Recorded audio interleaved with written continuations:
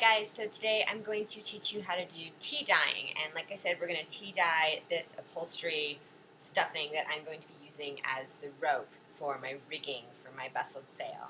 And how you do tea dyeing is you get yourself a pot of boiling water, and you want to make a really, really strong tea. So if you usually only use, one tea bag for a cup of water, you're going to want to use 2 or 3 even tea bags. I have a lot of tea in the house, so I did not add that to my inventory, but I just wanted to disclose that because sometimes I see a lot of do-it-yourself blogs and they're like, oh, it's so easy to make your own personal deck, but it's a good thing we had all this specialized equipment. And I'm like, no. So if you want to get some tea, just get the cheapest tea you can find because you don't really care what it tastes like. You could probably get a whole box of tea for $2. Then you take your tea bags and you're going to tie all the strings together so that they don't, it's just easier for making it. My tea happened to be loose tea. It's a little bit past its prime, so I just tied it up in some coffee filters. And I am just going to plop these down in my boiling water. Plop, plop. And make sure they go under.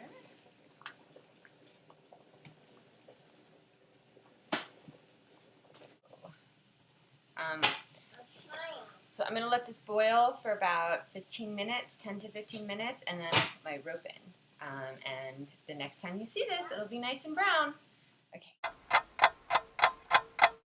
Okay, so it's been about 5 hours. You really only needed to leave it for 2 or so, but I was over at Cami Garcia's house, so it took a little extra time.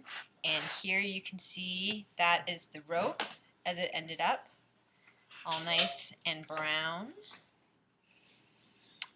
And what you do is you go and dump out the water and rinse it out. So then you just want to take some clean water and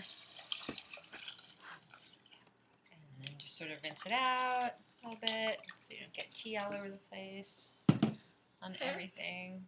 And this is the result. So as you can see, it's sort of brown rope now, whereas before it was very white. And it's just that's the look I'm sort of going for. It's much more kind of old-fashioned and things. So you let this dry, and that's how you tea dye things. And the amount of dye that it takes is really dependent on the type of material you have. So if you have a synthetic, it's not going to dye. You can see that the pattern, is lighter. But you can dye cotton like that or linen. So if you want something to have that kind of old look, tea dyeing works really well. Yay! Okay, I'm going to go hang this up to dry.